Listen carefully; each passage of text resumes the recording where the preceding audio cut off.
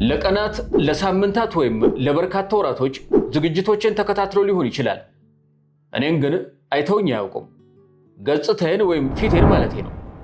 በሁሉም ቪዲዮ፣ በሁሉም ትረካ፣ በሁሉም ተወዳጅ ታሪኮች ጀርባ አለሁኝ። እናንተም አበክራችሁ ዘውትር የምትጠይቁኝ ጥያቄ አንተ ማነህ? ለምን መልክህን አታሳየንም? እረ ስምህን እንኳን ንገረን። እውነተኛው ስምህን ማሳወቅ ባትፈልግ እንኳን የዳቦ ስምም ቢሆን አውጣ። ማንነቴን የደበቅኩበት ምክንያት በዝርዝር በአካል ነግራችኋለሁ። ዛሬ ሁሉም ነገር ይቀየራል።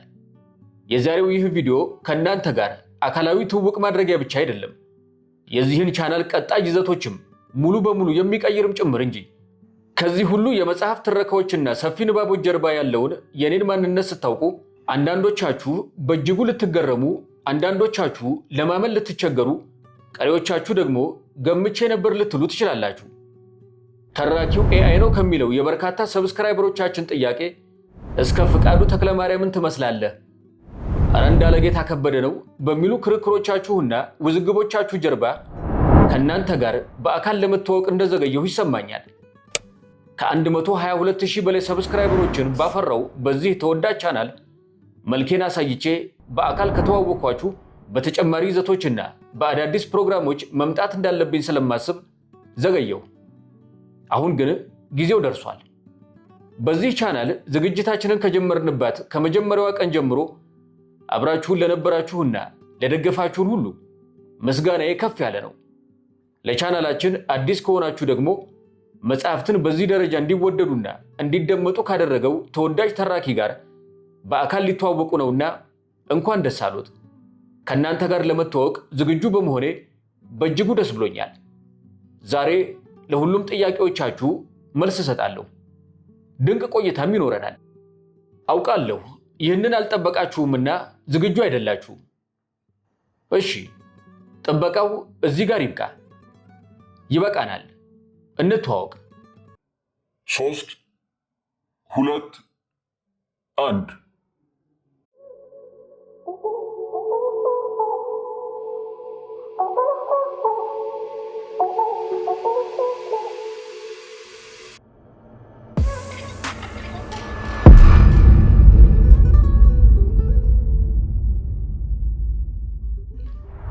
ሰላም ጤና ይስጥልኝ።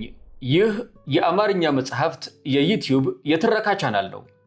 በዚህ ቻናል ዘወትር ሰኞ፣ ረቡዕ እና አርብ ምሽት 3 ሰዓት ላይ የተመረጡ የአማርኛ መጽሐፍ ትረካዎችን ወደ እናንተ እናደርሳለን።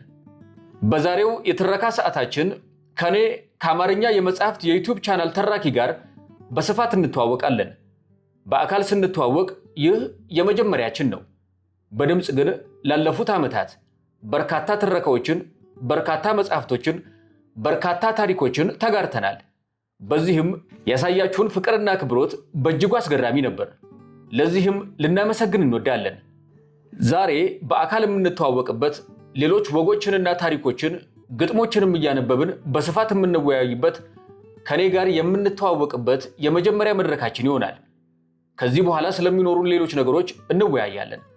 ቻናላችንን ስለወደዳችሁት፣ ትረካዎቻችንን ዘውትር ስለምትከታተሉ፣ ለቻናላችንም ገንቢ አስተያየትና ምክሮን ስለሚለግሱን፣ እንዲሁም የወደዷቸውን ታሪኮችና ትረካዎች ለወዳጆቹ ስለሚያጋሩልን ከልብ እናመሰግናለን።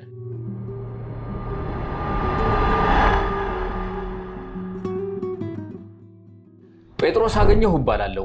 ከዚህ በፊት በተለያዩ መጽሔቶችና ጋዜጦች ጽሑፎችን ከማውጣት የመጽሐፍት ሪቪዎችን ከመጻፍ ባለፈ እንደዚህ በቪዲዮ በቀረጻ መልክ ስመጣ የመጀመሪያዬ ነው። እንግዲህ በዚህ ቪዲዮአችን ላይ አንዳንድ ስህተቶች ብታገኙ፣ አንዳንድ መንተፋተፎች ብታገኙ፣ አንዳንድ የድንጋጤ የሚመስሉ ነገሮች ብታገኙ እንዳትታዘቡኝ።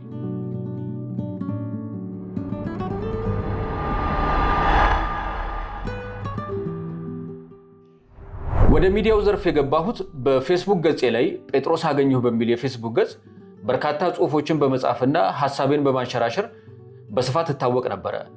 ከዛ በኋላም ደግሞ የአማተር ጋዜጠኞች ማህበር አባል በመሆን እንዲሁም የአስተዳደርም ክፍል አባል በመሆን ለበርካታ ጊዜያቶች አገልግያለሁ። ከዛም ባለፈ በፌስቡክ ገጽ ላይ በርካታ ጽሑፎችን ከሌሎችም በምንጋራበት መድረክ ላይ ልክ እንደ ዛሬ በርካታ ሶሻል ሚዲያዎች ባልነበሩበት፣ ፕላትፎርሞች ባልሰፉበት ጊዜ ኢትዮጵያን ሪደርስ የሚባል የፌስቡክ ገጽ ከፍቼ እኔም ሆንኩኝ በርካታ የጽሁፍ ክህሎት የነበራቸው ሰዎች ሐሳባቸውን፣ ጽሁፋቸውን እንዲያካፍሉ የማደርግበት ገጽ ነበረኝ። በዛም ለረጅም ጊዜ ያህል ሰርቼ ነበረ። ከዛ በኋላ በጋዜጠኝነት የተለያዩ የህትመት ውጤቶች ላይ ሰርቻለሁ። በቋሚ አምደኝነትም የሰራሁባቸው ገጾች ነበሩ።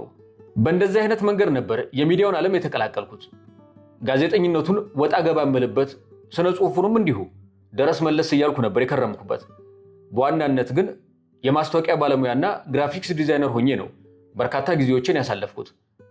መጽሐፍ ወዳለው፣ ማንበብ ወዳለው። ይሄ ግን ከስራም ከሙያም ባለፈ ከራሴ ጋር የሚቆራኝ የነፍስ ጥሪ አይነት ነበረ። ለዛም ነው በመጽሔቶች ላይ በርካታ የመጽሐፍ ሪቪዎች፣ አንዳንድ ዘገባዎችን ምናምን እየሰራሁ የቆየሁት። በዚህ መልኩ ነበረ ከሚዲያ ጋር የተዋወቅኩት። በምላሼ በመጠኑም ቢሆን ስለኔ ያወቃችሁ ይመስለኛል። የፍቅር ግጥም የሚባል የፍቅር ግጥም ርዕሱ ነው። ገጣሚው ደግሞ በረከት ታደሰ። በጣም ቆንጆ የሆነች ግጥም ስለሆነች በትውውቃችን መሃል ልናካፍላችሁ ወደድን።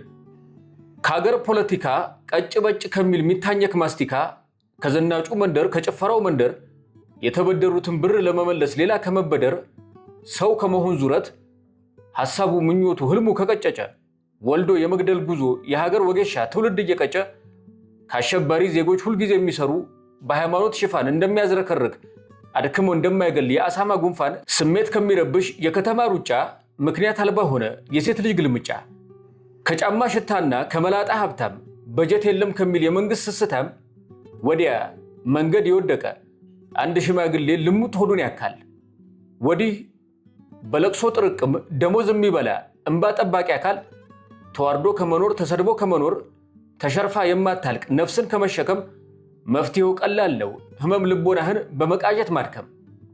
ለምሳሌ ቅዠት 1 መልካም ነው አፍቅሮ ማጣት፣ መዳር መኳል መቅናት መንጨርጨር፣ የልብን አካል ለማድማት በፍቅሯ ጥፍር መቧጨር። መልካም ነው። ቀላል ነው ሲፈጸም አንዱ ምዕራፍ ከማጣት ጉዞ ቀጥሎ ናፈቅሽኝ የሚል ግጥም መጻፍ ቀላል ነው። ምንም ነው። የባለ ቅኔ ልብ የባለ ሐዘን ልብ በበረዶ ዓለሙ እየተቃጠለ ጠባሳ ይዞ ያልፋል። የሚያፈቅረው ሳይኖር መውደድሽ እሳቱ የሚል ግጥም ይጽፋል። በዚች ሐዘን ዓለም እውነት እየሸሹ የህልም ዓለም መኖር ነፍስያን ያደክማል። በመውደድ ምኞት ስትወጅኝ ወደድኩሽ ብሎ መጻፍ ያማል። ሳይኖር የሚረሳ ሳይኖር የሚወሳ የባለቅኔ ልብ ናፈኩሽ እያለ የሚናፈቅ ማጣት ነው ነፍሱን የሚያከሳ።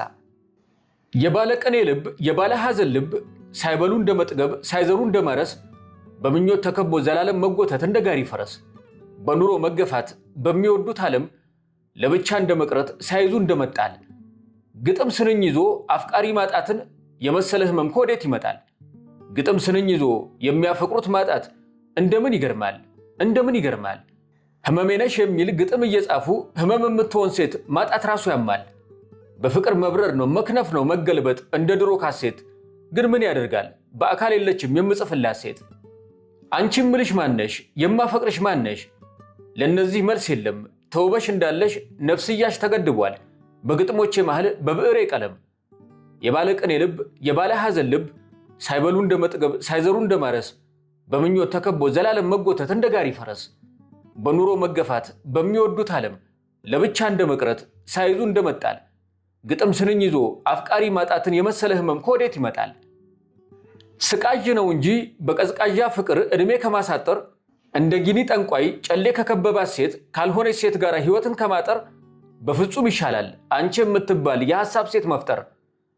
አንቺ ምልሽ ማነሽ የማፈቅርሽ ማነሽ?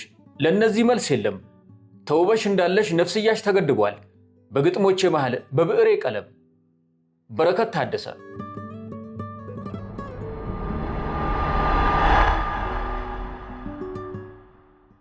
የአማርኛ መጽሐፍት የተጀመረበት ምክንያት ብዙ ምክንያቶች አሉት፣ ግን ከዛ ምክንያቶች ውስጥ አንዱ ልጥቀስላችሁ። አንድ ታሪክ ልንገራችሁ። በመጀመሪያ አንድ የ80 ዓመት አዛውንት ነበሩ። እኚህ አዛውንት በ80 ዓመታቸው ፊደል ለመቁጠር ትምህርት ለመማር ወደ ትምህርት ቤት ይገባሉ። ሀ ሁ ሂ እያሉ ስንጥር ይዘው ፊደል ለመቁጠር። በዚህም ጸንተው ትምህርቱን መከታተላቸውን ይቀጥላሉ በ80 ዓመታቸው። ይህንን ያየ የሰፈራቸው ሰዎች ያሟቸው፣ በሳቸው ዙሪያ ብዙ አሉባልታዎችን ያናፈሱ ጀመር። ከዚያም አንድ የሰፈራቸው ሰው አንድ ቀን እኚህን አዛውንት ያገኛል። አዛውንቱንም ይጠይቃቸዋል። አሁን በዚህ ዕድሜው ትምህርት ቤት የገቡት ምን ፍለጋ ነው? ምን አገኘ ብለው ነው ብሎ ጠየቃቸው። አዛውንቱም መለሱ፣ እንደው አንድ ቀን መልአከ ሞት መጥቶ ወደ ላይኛው ቤቴ ቢወስደኝ የታገኘኸው ተብሎ በእግዚአብሔሩ ቢጠየቅ ከአትሮንሱ ግርጌ ብሎ እንዲመልስልኝ ነው የምፈልገው። ለዚያ ነው ትምህርት ቤት የገባሁት አሉ።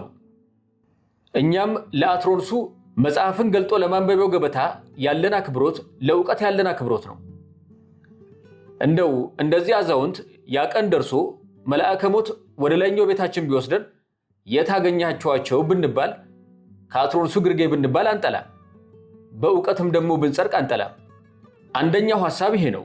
የምንጸድቀው እውቀትን ስናከብር ነው ብለን እናስባለን። የአማርኛ መጽሐፍት የተጀመረው በአጋጣሚ ነው። ለበርካታ ዓመታት በግል በጣም ሰፊ የንባብ ልምድ ነበረኝ።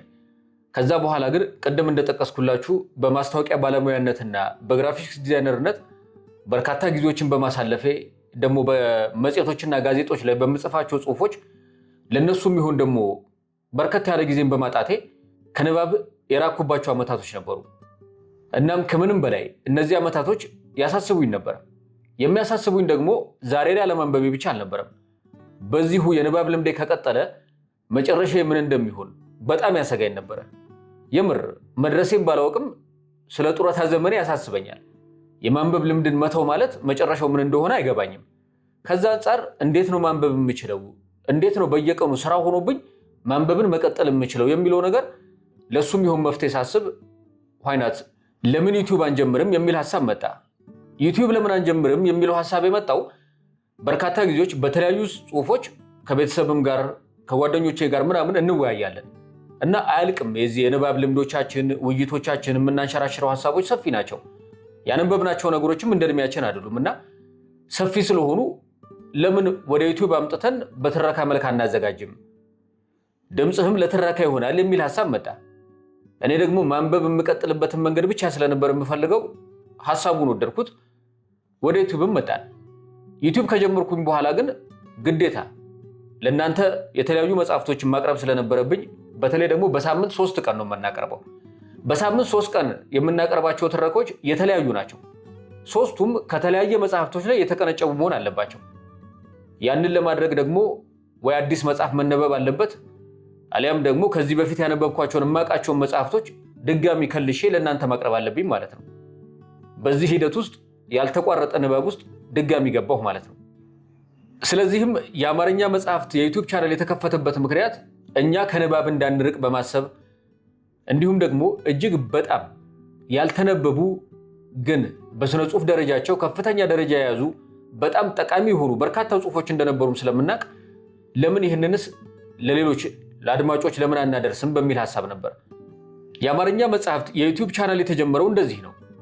እኛም ደግሞ የመረጥናቸውን ጽሁፎች፣ መጽሐፍቶች ከነሱ ላይ የተቀነጨቡ ምዕራፎችን ወይም ገጾችን ወደ እናንተ ስናደርስ አንባቢያን በነዛ አጓጊ ምዕራፎች ምክንያት መጽሐፉን ፈልገው እንዲያነቡት ፌርዩዝ በሆነ መንገድ ለአድማጮች እንዲደርስ እናደርጋለን። ፌርዩዝ ነው ብለን ባሰብነው መንገድ ወደ እናንተ መርጠን የምናደርሳቸው የመጽሐፍ ገጾች ወይም ምዕራፎች ለሌሎች ሰፊ ንባቦች ያነሳሳችኋል፣ አዳዲስ መነቃቃቶችንና የንባብ ፍላጎትን ይጨምራል በሚል እሳቤ ነው። በዚህም ምክንያት በርካታ አንባቢያን ወይም የትረካ አፍቃሪያን መጽሐፍቶችን ለማንበብ እንደተነሳሳችሁ በኮሜንቶቻችሁ አሳውቃችሁናል። በዚህም ታላቅ ደስታ ይሰማናል። ትውውቅ ወደ ጓደኝነት የሚወስድ አንዱ መንገድ ነው። ዛሬ እየተዋወቅን ነው ማለት ወደ ጓደኝነት፣ ወደ ወዳጅነት የምናደርገውን ጉዞ እያሳደግነው ነው ማለት ነው። እዚህ ጋር አንድ የስብሐት ገብረ እግዚአብሔርን አንድ ጽሑፍ ልናነብላችሁ ወደድን። የእኛን ጓደኝነት፣ የእኛን ትውውቅ ያጠነክርልን ዘንድ ወደ ጽሑፉ እንሂድ። የስብሐት ገብረ እግዚአብሔር መጣጥፍ ርዕሱ ጓደኝነት በየፈርጁ በየአይነቱ ይሰኛል። ጽሑፉን ያገኘነው 2002 ዓ.ም ከታተመው ሮዝ መጽሔት ነው። የሚያዝያ ወር እትሙ። ጓደኝነት ስንል የዛሬው ወንድና ሴት ፍቅረኛሞች ጓደኛዬ እንደሚባባሉት አይነት ሳይሆን በድሮ ትርጉም የግብረ ሥጋ ምናምን ሐሳብ እንኳን የሌለበት መዋደድና በኑሮ ጎዳና ላይ እርስ በርስ መተጋገዝ ማለታችን ነው። እነሆ የተዋቡ የጓደኝነት ናሙናዎች። 1. አማዴውስ ሞዛርት ከ1756 እስከ 1791 የኖረ የሙዚቃ ንጉሥ ሆኖ እንደሱ ያለ ሙዚቀኛ ተፈጥሮም አያውቅም ወደፊትም አይፈጠርም በሚባልለት ወቅት አብሮ አደጉ የሆኑ ሴትየው ቤት ድረስ መጡ። አንድ ወጣት አስከትለው ይሄ ልጅ ሙዚቀኛ ነው፣ አንዱን ስራውን እንድታይለት አምጥቶልሃል። ለሁለት የሚጫወቱት የፒያኖ ኮምፖዚሽን ነው። ሞዛርት ተቀብሎ አነበበውና እናትየዋን እንዲህ አላቸው፣ እንዲህ ነው መውለድ ይሉሻል። በይ አሁን ተዝናንተሽ ተቀመጪ። እኔና ሜስትሮ ቤቶቨን ይህንን ድንቅ ስራ እንጫወትልሻለን። እዚያው በዛው እኩያዬ ሙዚቀኛ ነው ሲል መሰከረለት። 2. ፍሬድሪክ ቾፒን ከ1810 እስከ 1849 የኖረ በአባቱ ፈረንሳይ በእናቱ ፖሊሽ የፖላንድ ተወላጅ ነው። ገና የ5 ዓመት ልጅ ሆኖ በመንገድ ሲሄድ ፒያኖ ሲጫወት የሰማ እንደሆን በመመሰጥና በመደሰት ብዛት ያለቅስ ነበር ይባላል።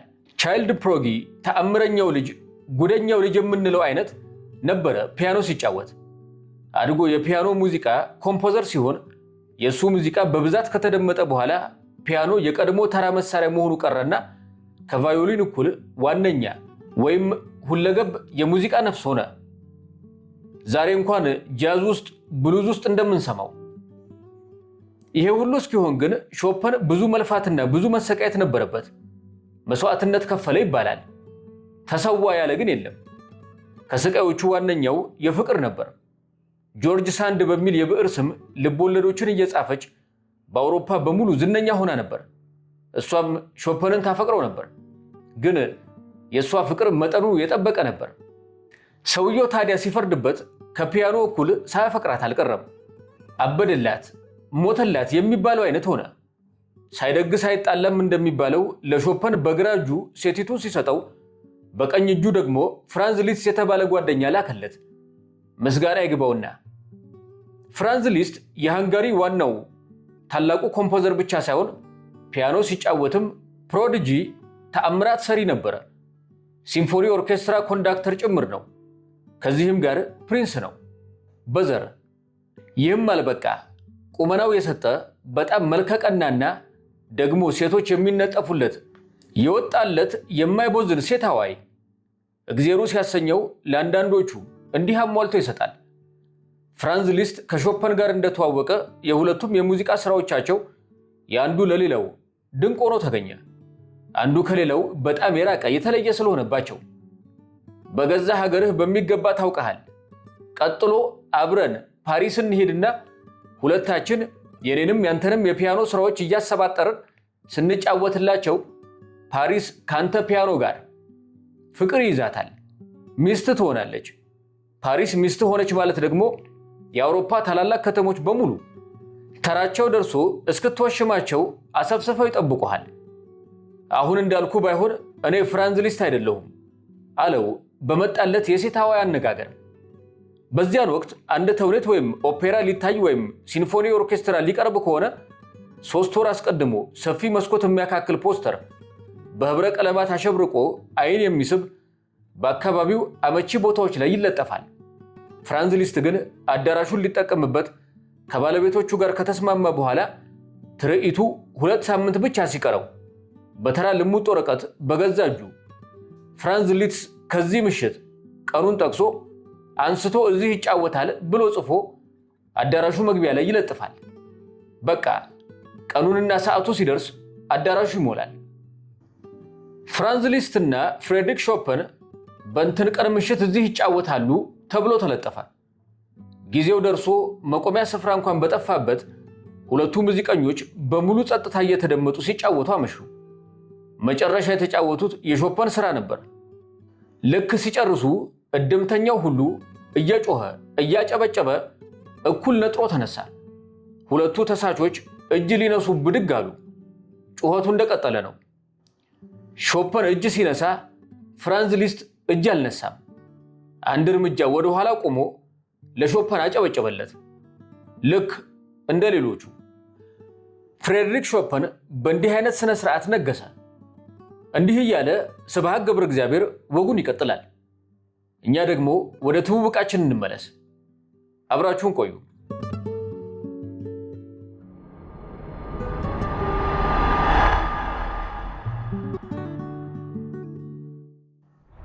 ለአማርኛ መጽሐፍት የዩቲዩብ ቻናል ትረኮች የምመርጣቸው መጽሐፍቶች በተለያዩ ምክንያት ነው የምንመርጠው፣ ወይም በተለያየ መንገዶች። አንደኛው መንገድ እንደዚህ ከረንት ኢሹዎች ሲሆኑ አንዳንድ ጉዳዮች የሆነ ሰዓት ላይ ወይ የቆየ ታሪክ ይሆናል ወይ የተረሳ ጉዳይ ሊሆን ይችላል፣ እንደ አዲስ ኢሹ ሆኖ ይመጣል። ያኔ በነዛ ርዕሰ ጉዳዮች ላይ የተጻፉ መጽሐፍቶች ካሉ ምናምን ቶሎ ወደኋላ ሄደን እነሱን ከልሰን ለትረካ እናቀርባለን።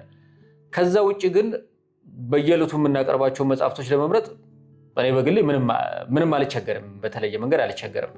ያለመቸገሬ ምክንያት ሊሆን የሚችለው በርካታ ዓመታትን በንባብ አሳልፌያለሁ። በንባብ አሳልፌያለሁ ስል ሰፊ የንባብ ልምድ ነበረኝ፣ አሁንም እንደዛው። ስለዛ ልክ ለሰኞ የሚነበበውን አስበን ለሮብ የሚነበበውን አንቸገርም፣ ለአርብ ምን መሆን እንዳለበት አንቸገርም። መጽሐፍትን ለመምረጥ በዋናነት የማልቸገርበት ምክንያት ሰፊ የንባብ ልምድ ስላለኝ ነው። ያ ይመስለኛል በየቀኑ ያልተቋረጠ ነገር 2 ዓመት ወይም ከዛ በላይ ሊሆን ይችላል ቻናላችን በዛ ውስጥ ሂደት ውስጥ የሄድንበት ምክንያት ይሄ ነው። በየሳምንቱ አዳዲስ መጽሐፍት፣ አዳዲስ ርዕሰ ጉዳዮች እያቀረብን የሄድንበት ማለት ነው። ይህም ከዚህ በፊት ያነበብናቸውን አርቲክሎች በመጠቀም አዳዲስ ደግሞ የተሰሩ ዘገባዎችን በመጠቀም እነሱን በማቀናጀት ተጨማሪ ደግሞ ሪሰርቾችን በመስራት ለእናንተ እንደ አዲስ ደግሞ ጽፌ አቀርባለሁ። ይሄ ነው መጽሐፍቶችንም ለመምረጥ የማልቸገርበትን ምክንያት። ዋናው ጥሩ የንባብ ልምድ ስላለኝ ይመስለኛል። ስለ መጽሐፍት ካነሳን አይቀር አሳፍ ኃይሉ በፌስቡክ ገጹ ላይ ያስነበባትን የመጽሐፍት ዋጋ ስንት ነው የሚል አንድ ቆንጆ መጣጥፍ ወደ እናንተ እናድረስ። በማንበብ ብዙ ነገር ይገኛል። አዎ፣ ግን ስታነብ ደግሞ ብዙ ነገርም ያመልጥሃል። የምታነብበትን ጊዜ ሌላ ነገር ልሰራበት ትችል ነበር። ይህን አስበው ታውቃለህ? ማንበብ ልክ እንደ ፍቅር የጊዜ ጸር ነው። ጊዜህን እንድትሰጠው ይፈልጋል። መላ ትኩረትህን እንድትሰጠው ይሻል። ችለህ 10 ገጽ ለማንበብ እንኳን በጣም ትዕግስተኛ ሰው መሆን መቻል አለብህ። ደግሞ ከራስህ ኢጎስቲክ ዓለም የወጣ ሰው መሆን አለብህ። ዓለም ስላንተ ብቻ አያወራም። እንዲያውም 99.9% የዓለም ሕዝብ ከነመፈጠርህም አያውቅህም።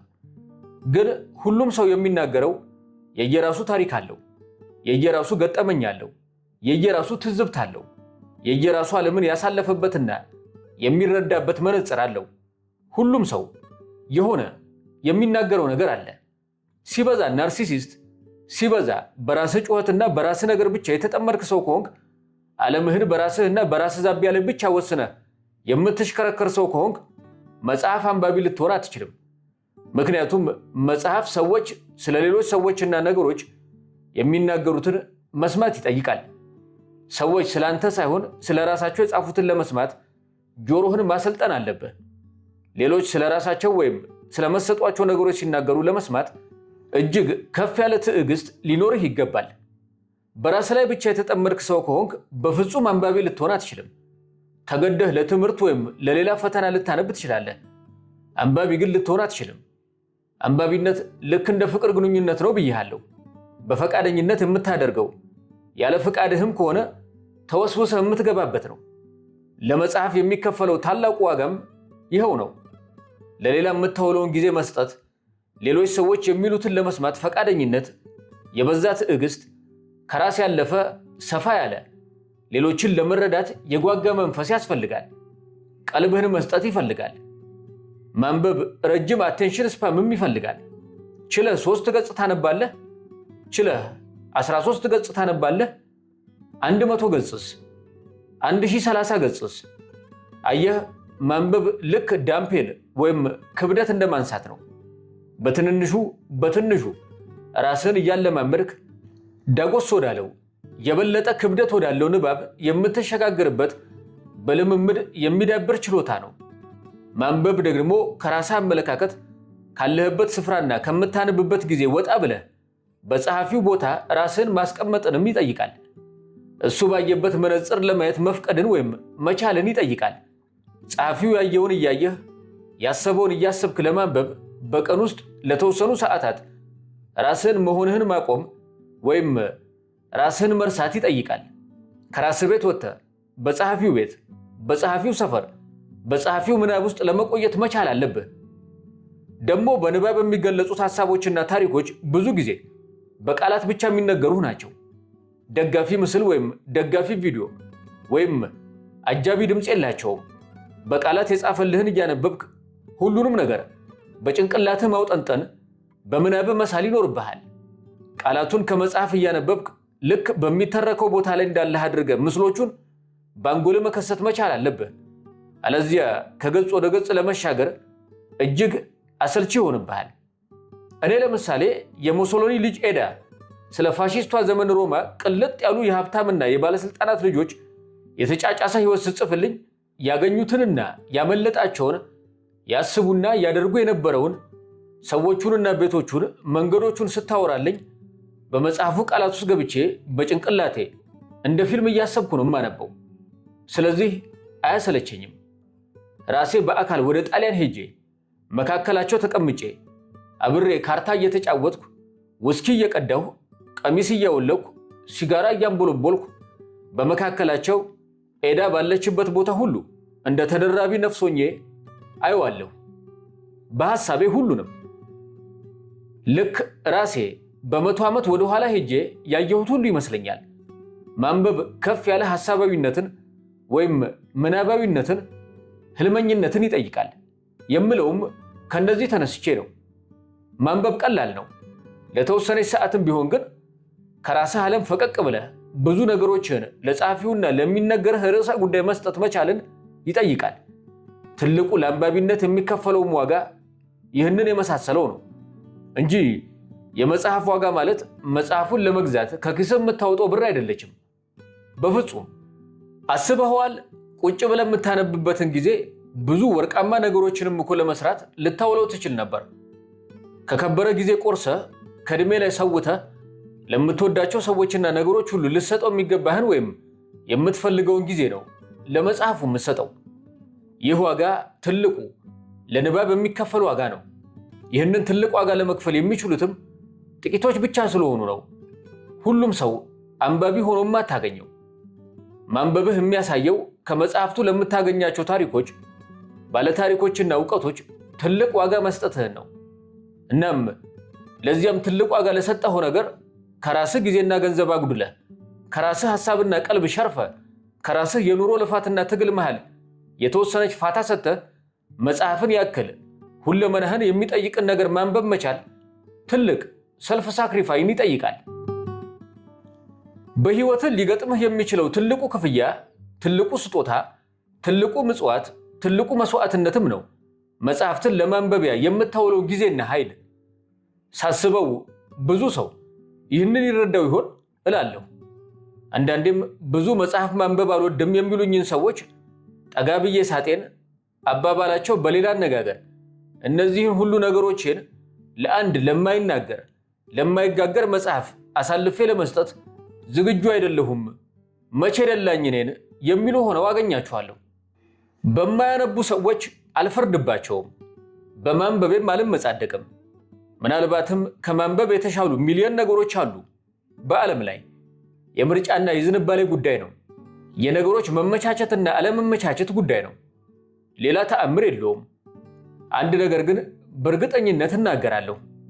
ማንበብ ፈልጎ ለማንበቢያ የሚሆን ጥቂት ጊዜ ሰጥቶ በፈቃዱ የመጣ ሰው በፍጹም በምንም ተአምር አንድ የተለየ ነገር ወይም አንድ ተጨማሪ ነገር ሳይዝ አይመለስም። ኤቭሪ ታይም አይ ተርን አ ፔጅ ዜር ኢዝ ሰም ካይንድ ኦፍ ኖሌጅ የሚሉትም ለዚህ ነው። አንድ ገጽ ለመግለጽ ፈቃደኝነቱ ካለህ በእርግጠኝነት አንድ እውቀት ይጠብቀሃል። ግን በአራቱም ግድግዳ ላይ የራስህን ፎቶ ለጥፈህ በሞባይልህ ላይ የራስህን ፎቶ ስክሪን ሴቨር አድርገህ ራስህን ስታመልኩ ለምታደርሰው ከሆንክ ንባብ ለአንተ አይሆንም። የራስህን ጨላ፣ የራስህን ጣሪያ፣ የራስህን እንጀራ፣ የራስህን ሚስትና የራስህን ልጅ ብቻ እያሰብክ እየተብሰከሰክ 24 ሰዓትን የምታጠፋ ኃላፊነት የሚሰማው ሰው ከሆንክ አንዲት ገጽ ለመግለጥ ጊዜ ከሌለህም ወዳጄ ንባብ ለአንተ አልተፈጠረም። ብዙ አሪፍ ነገርም አምልጦሃል እልሃለሁ አፌን ሞልቼ። ለማንኛውም በግሌ ከጠየከኝ ሰው ለፈጣሪው ጊዜ እንደሚሰጠው ለመጽሐፍም ለማንበብም የተወሰነ ጊዜውን መስጠት አለበት ባይ ነኝ ለነፍሱ ሲል። ግን ማንበብ ምሉእ ሰው ያደርጋል ወይም የለም አያደርግም ያነበቡትን እኮ አየናቸው ወደሚለው አተካሮ ውስጥ መግባት አልፈልግም። በእርግጠኝነት ግን ቢያንስ ሌላው ሁሉ ቢቀር ማንበብ ከተቻለ ጥሩ ጊዜ ማሳለፊያ ነው።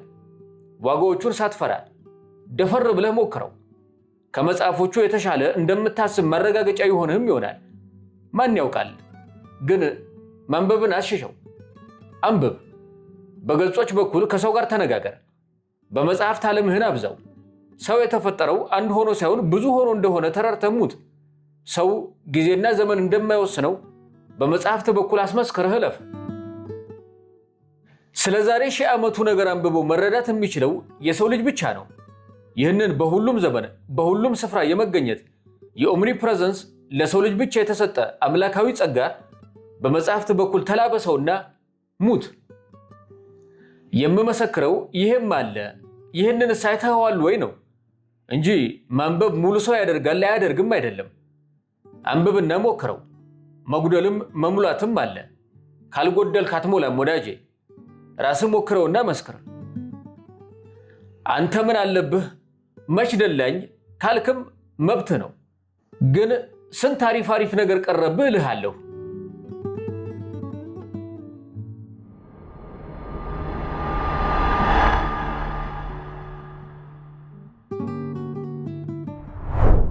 ይሄ የበርካቶች የቻናላችን ተከታዮች ወይም የቻናላችን ሰብስክራይበሮች ጥያቄ ነው።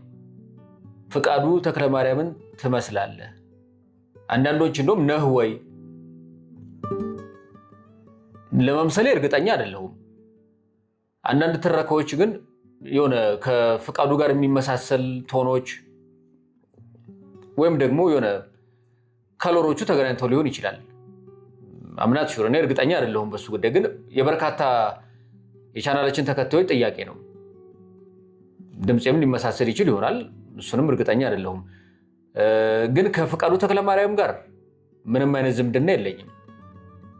የአንዳንዶች ጥያቄ ነው በጣም ገፋ ብሎ ልጁ ነህ ወይ የሚልም ጥያቄዎች ነበሩ። ልጁም አይደለሁም። ምንም አይነት ዝምድናም የለኝም ከፍቃዱ ተክለማርያም ጋር። ግን ደግሞ የእውነት ፍቃዱ ተክለማርያምን ድምፄ ከመሰለ ኩራት ይሰማኛል። ለምን? ታላቅ ኢትዮጵያዊ የተውኔት ባለሙያ ነው፣ የቲያትር ባለሙያ ነው፣ ታላቅ አርቲስት ነው። በትረካዎቹ ደግሞ እጅግ በጣም የሚደግ ብቃት ያለው ሰው ነውና እሱም መምሰል ለኔ መታደል ነው፣ በጣም ትልቅነትም ነውና ያኮራኛል። በመስል ደስ ይለኛል። ለመምሰል ግን በጣም አስቸጋሪ ይመስለኛል እሱም መምሰል። ይሄ የኤአይ ጉዳይ በሁሉም ነገር ውስጥ እየገባ ያለ ይመስላል። ናቹራል የሆኑ ነገሮችን ሁሉ እየበጠበጠ ነው። ከፍቃዱ ተክለማርያምን ትመስላለህ ከሚለው ትይዩ የሚቀርብልን ጥያቄ ኤአይ ነህ ወይ ወይም ደግሞ ፍቃዱ ተክለማርያምን በኤአይ አስመስላችሁት ነው ወይ እየተረካችሁ ያላችሁት? አንዳንዴ እንደውም እጅግ በጣም ጠንከር ያለ ዛቻም ደርሶብን ያውቃል። በግሩፕ ሪፖርት አድርገን ቻናሉን እናዘጋለን፣ የቤተሰቡንም ፍቃድ ልጠይቁ ይገባል፣ በርካታ ዛቻዎች ገጥመውን ያውቃሉ። በዚህ ቻናል ላይ ግን ምንም አይነት ኤአይ ተጠቅመን አናቅም። ፍቃዱ ተክለማርያምን የሚመስል ድምፅም በኤአይም ተጠቅመን አናቅም። እኔም ኤአይ አይደለሁም። የፍቃዱ ተክለማርያምንም የሚመስል የአተራረክ ዘይቤና ቀለምም ካገኛችሁ እሱም ፍቃዱ ተክለማርያም አይደለም፣ ወይም ደግሞ የፍቃዱ ተክለማርያምን ድምፅ በኤአይ ያስመሰልንበት ስራም አይደለም። ይህንን በደንብ ማሳወቅ እንወዳለን። እዚህ ጋር ግን አንድ ነገር ልብ እንድትሉኝ የምፈልገው ጉዳይ በቻናላችን ላይ ወይም እኔ በምሰራቸው ትረካዎች ላይ የፍቃዱ ተክለማርያምን ድምፅ ለማስመሰል የማደርገው ምንም አይነት ጥረት የለም። ሌላው ቀርቶ እስከዛሬ ድረስ ማለትም የአማርኛ መጽሐፍት የዩቲዩብ ቻናልን እስከጀመርኩበት ጊዜ ድረስ ድምፄ ከፍቃዱ ተክለማርያም ጋር እንደሚመሳሰል እንደሚቀራረብ ወይም ደግሞ የሚጠጋጋ አይነት ቀለም እንዳለው ምንም አይነት እውቀት አልነበረኝም። ፍቃዱ ተክለማርያምን የሚመስል ቃና እንዳለኝ ራሱ ያወቅኩት ከእናንተው ከቻናላችን ቤተሰቦች ከሚሰጡኝ አስተያየቶች ነው። እንዲህ አዘምናችሁኝ ግን ኤአይ ነህ ወይ ካላችሁኝ አይቀር ኤአይ ለመሆኔንም ከመለስኩኝ በኋላ የደበበ ሰይፉን ልጅቱ የዘመነችቱ የሚለውን ግጥም ልጋብዛችሁ። ወደ ደበበ ግጥም እንሂድ። ልጅቱ የዘመነችቱ ጧቱን ብድግ ንስት ትለውና ፊቷን ትጥብ ብሽት ፍትግ ፍትክትግ ዱሩለዋን ልቅቅ ጥፍት ሌላ ምናምን ዱቄት ሽፋሏን ቅልም ጥቁርት ከንፈሯን ቅብት ቅልት ታደርግና ልጅቱ የዘመነችቱ ሱሪዋን ለምቦጫሙን ሱርት ጫማዋን ነጠላውን ጭምት ቀበቷን ሰፊውን ቅብትት ጃኬቷን የቆዳዋን ጅክት ታደርግና ልጅቱ የዘመነችቱ መስተዋቱ ትልቁ መስተዋት ፊት ትቆምና ሳቅ ግጥጥ ሳቅ ግጥጥ ሳቅ ደርሶ ፍልቅ ፍልቅልቅ ፍልቅልቅልቅልቅ ከንፈር ገጠም ደግሞ ከፈት ደሞ ገጠም ገጠም ጠምጠምጠም ወደ ኋላ ሂደት ሂደት ደሞ ምልስ ምልስ ምልስልስልስልስ ሽንጧን ሰበር ቅልስ ቅልስልስልስልስ ዳሌዋን ውዝ ውዝ ቂብ ቂብ ቁንን ቁንን ክው ክው ጅንን ጅንን ደሞ ፈገግ ደሞ ቅጭም ቅጭም ጭምጭም አይኗን ከፈት ደሞ ጨፈን ስልምልምልምልም ደሞ ጉርጥ ደሞ ጥቅስ ደሞ ጉልጉል በራሷ ትቀልድ ይመስል ልጅቱ የዘመነችቱ ፕሮቫው ብሎ ጥቅለል ወደ ቁርሷ መለስ ስትል እማሟ ንድድ ቁጥት ትንሽ እህቷን ጥርት በኩርኩም ግጭት ገና ካሁኑ ይወጣብሽ ለምን ነው ጧት መነሳትሽ ደሞ ማለት አባቧ እዝን ቁጭት ጸሎታቸውን ዝንግት ወይ ጉድ መበላሸት አርዝመው እያዩ ማለት ልጅቱ የዘመነችቱ ገሪብ ገሪብ እያለች እማዩዋን እያሳቀለች አባዩዋን እየገረመመች ቦርሷን እንደቦረሰች ላስቲክ ብጤ ነገር ባፋ እያላመጠች እያንቀጫቀጨች ረፈድ ብሎባት ችኩል ችኩል እያለች እሁድ ጧቱኑ በአንድ ሰዓት ውልቅ ያለች አፍታም ሳትቆይ ወዲያውኑ ሰኞ ጧቱኑ ምልስ ትላለች። ልጅቱ የዘመነችቱ ደበበ ሰይፉ 1965 ዓ.ም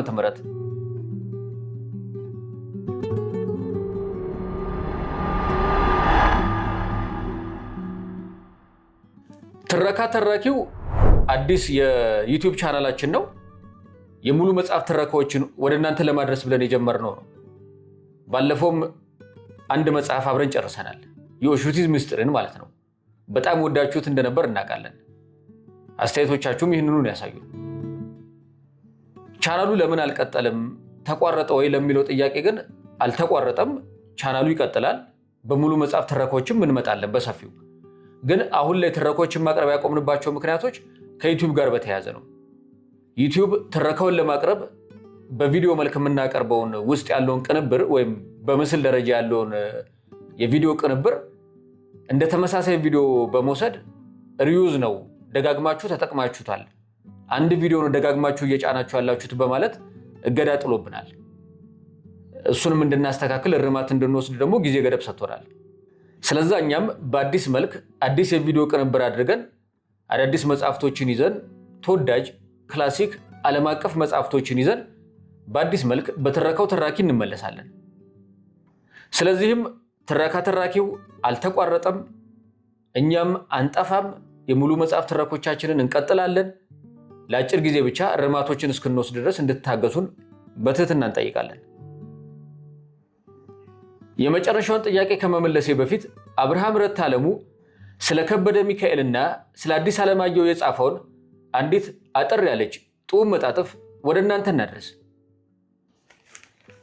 ይህ ጽሑፍ ለንባብ የበቃው ታኅሳስ 3 1996 ዓ.ም በታተመው የአዲስ አድማስ ጋዜጣ ነው። እነሆ መጣጥፉን። የምዕተ ዓመቱ መንትያዎች ከበደ ሚካኤልና ሐዲስ ዓለማየሁ። አብርሃም ረታ ዓለሙ። በአፈ ጉባኤነት ሲያስተምረን እሱ ወደ ደረስኩበት ከኔ ጋር ድረሱ፣ ከፍ ባለ መንፈስ መመልከት ልመዱ፣ ዝቅተኛን ጥሉ መራቀቅ ውደዱ፣ አይነ ልቦናችሁ እያለ ከፍ ከፍ ድንበር አያግደው አይመልሰው ጠረፍ፣ መንፈሳችሁ ዘልቆ አልፎ ከወሰዱ ባለወርቅ ክንፉ ባለራዕይ ሁኑ። ከበደ ሚካኤል የቅኔ ውበት። ጥበብ ግን አንድ ጊዜ አንድ ሀገር ይፈጠር እንጂ በዘር፣ በባህል፣ በወግ፣ በስርዓት፣ በእምነት፣ በስሜት የማንም ያልሆነ የሁሉም የሆነ በመሆኑ ጥበባቸውን አንቅዳ አልተባለም። ፈረንጆቹ ራሳቸው እያንዳንዳቸውን የሚፈጥሩትን አዳዲስ ጥበብ እርስ በርሳቸው እንደሚቀዳዱ የታወቀ ነው። ብቻ ሁሉም የየራሳቸውን የተፈጥሮና የጸጋ መለያ እንደያዙ፣ ሁሉም የየራሳቸውን እኔነት ሳይለቁ ነው ፈረንጆቹ በእውቀት ይሁን በስህተት በየትኛው መሆኑን እግዚአብሔር ይወቀው የሚጽፉት ሆነ የሚያስተምሩት ፈረንጅና የፈረንጅ የሆነውን ሁሉ የሚያስወድድ፣ የሚያስደንቅ፣ የሚያስመኝ ሌሎችንና የሌሎች የሆነውን ሁሉ በተለይ አፍሪካውያንና የአፍሪካውያን የሆነውን ጭምር አዋርዶ አጎሳቅሎ የሚያሳይና የሚያስንቅ፣ የሚያስጠላ፣ የሚያጸይፍ ነው። ሐዲስ ዓለማየሁ የልምዣት። በልጅነት ዕድሜ እጅግ በጣም በሩቁ፣ በወጣትነቴ ደግሞ በሥነ ጽሑፋዊ ሥራዎቻቸው በመጠኑ ቀረብ ብዬ በአዋቂነቴ በአካልም በመንፈስም ቤተኛ ሆኜ ክብረት የተቀበልኩባቸውን እኒህን ጠቢባን አንድም ሁለትም አድርጎ ማሰብ የተሻለ ምቾት ይሰጠኛል። ለምስክርነት አቶ ከበደ ሚካኤልንና አቶ ሐዲስ ዓለማየሁን ቢያንስ ከማለፋቸው 4 እና 5 ዓመትም አንስቶ ቤተኛ ሆኜ ለማወቁ እድል ገጥሞኛል። ከቤታቸው ለ20-30 ጊዜ ተመላልሼ ወጎቻቸውን አድምጫለሁ። ከወጎቻቸው የበዙትን በቴፕ አኑሬያለሁ። የአልጋ ላይ ዕድሜያቸውን የሚያሳዩ ፎቶግራፎቻቸውን በእጄ አሉ ወዘተ። ይህ ሁሉ ለእኔ ሚኒስተርና ዲኤታ ሚኒስተር ተብሎ ከመሾም የላቀ ክብረትና ማዕረግ ነበር። 2 ገጽ የረባ ነገር ለመጻፍ ሳምንት የሚፈጅብኝ ሰውዬ እነዚህን የጥበብ ማዕድኖች ለመቆፈር እድል በማግኘቴ አጋጣሚን ታቦት ታቅፎ እንደ መክረም ስቆጥረው ቆይቻለሁ። በድምፅም በምስልም ቅርበት ያለው ምስክርነት ልሰጥ በሚቻለኝ አቅም ላይ በመገኘቴ በሰሞኑ በአቶ ሐዲስ ዓለማየሁ እረፍት ምክንያት አየሩ በወረት ዜና ስለሚታጠን እሱን መሻማት እንዳይሆንብኝ ሐዘኑ በረድ ሲል ወደፊት የሁለቱንም ክቡራን ዝርዝር ጉዳይ ይዤ እቀርባለሁ። ለዛሬ ለማስታወስ እንዲረዳኝ አንዳንድ ነጥቦችን ላንሳላችሁ። የሩቅ ቅርብ እውቀቴ እንደጠቆመችኝ ከሆነ አቶ ከበደና አቶ ሐዲስ በሚበዛ ጉዳያቸው ይቀራረቡኛል፣ ይመሳሰሉብኛል፣ ይወራረሱብኛል። ከሁለቱም ጋር ሳወጋ አስተያየታቸው፣ ፈገግታቸውና ፍንጭታቸው አንድም ሶስትም እየሆኑ ይጠቅሱኛል።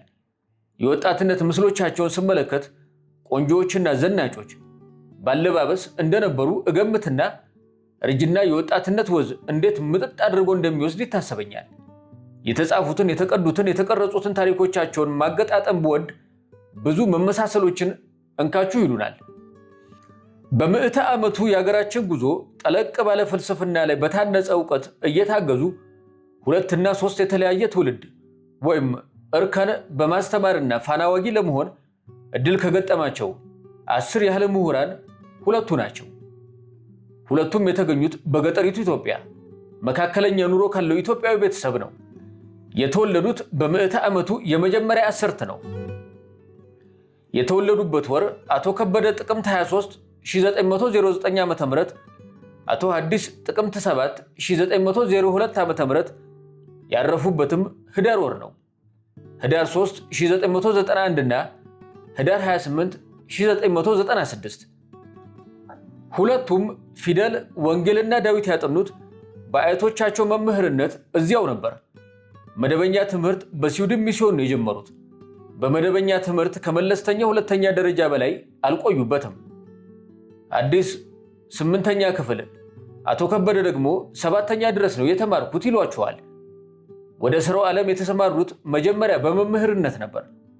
አቶ ከበደ የልዑል መኮንን ኃይለ ሥላሴ መምህር በመባል በ17 ዓመታቸው፣ አቶ ሐዲስ በስዊድን ሚስዮን በ23 ዓመታቸው። ሁለቱም ጽሑፍ የጀመሩት ለሕፃናት በሚቀርቡ የተረት መጽሐፍት ነው። አቶ ከበደ የእውቀት ብልጭታ፣ ታሪክና ምሳሌ፣ ብርሃነ ሕሊና በግጥም፣ አቶ ሐዲስ ተረት ተረት የመሰረትና በትምህርት ጉዳዮች ላይ ያተኮረው 2ኛው መጽሐፋቸው። ሁለቱም ከነሱ በፊት ስለሚያደንቁትና ስለሚያከብሩት የሥነ ጽሑፍ ሰው ሲናገሩ አብዝተው የብላቴን ጌታ ህሩይ ወልደ ሥላሴን ሥራዎች ያደንቃሉ። ሁለቱም በአያቴ ደጃዝማች በአባቴ ግራዝማች የሚሉ አልነበሩም። በትቢያ እንደ አፄ ቴዎድሮስ ተነስተው ራሳቸውን በራሳቸው አስተምረው እደረሱበት የደረሱ ናቸው።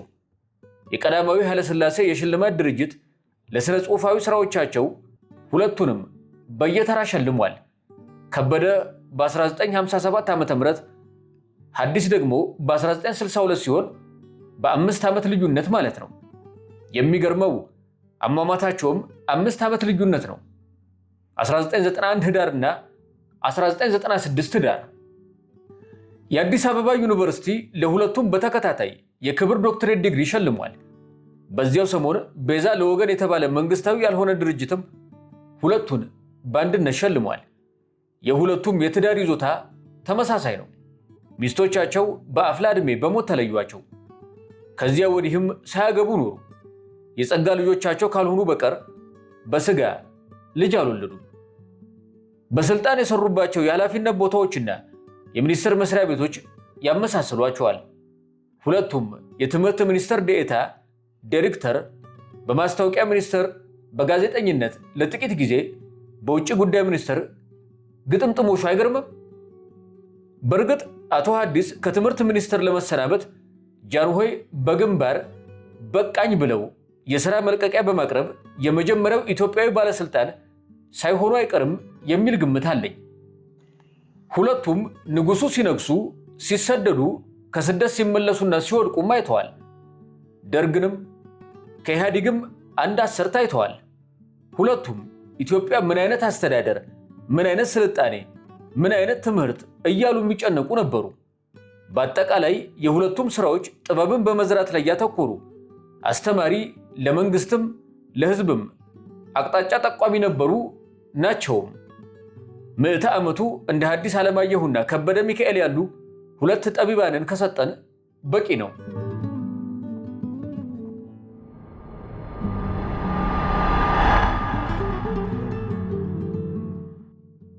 ይህ ጥያቄ በአብዛኛው በድርጅቶች ነው የሚነሳልን፣ የሚመለከተውም ድርጅቶችን ይመስለኛል።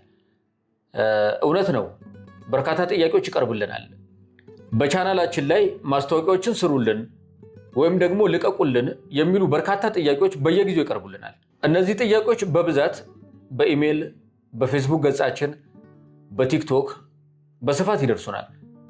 አዎ እስከዛሬ ይሄ ነው የሚል ምላሽ ሰተንም አናቅም፣ ወይም ማስታወቂያዎቻችሁንም አስተላልፈን አናቅም።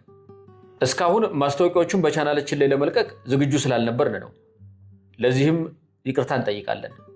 አሁን ላይ ግን የአማርኛ መጽሐፍ ዝግጅት ክፍል በተለያዩ ኮንቴንቶች በስፋት በአዲስ መልክ ለመምጣት ስላሰበ ማስታወቂያዎቻችሁን በቻናላችን ላይ ለማስተላለፍ ዝግጁ ነን። እስካሁን ድረስ የአማርኛ መጽሐፍት ከተጀመረ ጀምሮ አብራችሁን ለነበራችሁ፣ ከመጀመሪያዋ ቀን ጀምሮ ለደገፋችሁን፣ ትረካዎቻችንን፣ ቪዲዮዎቻችንን ሼር ላደረጋችሁ፣ በሐሳብ አስተያየቶች በመስጠት አብራችሁን ለነበራችሁ ሁሉ ከፍተኛ ምስጋና አቀርባለሁ።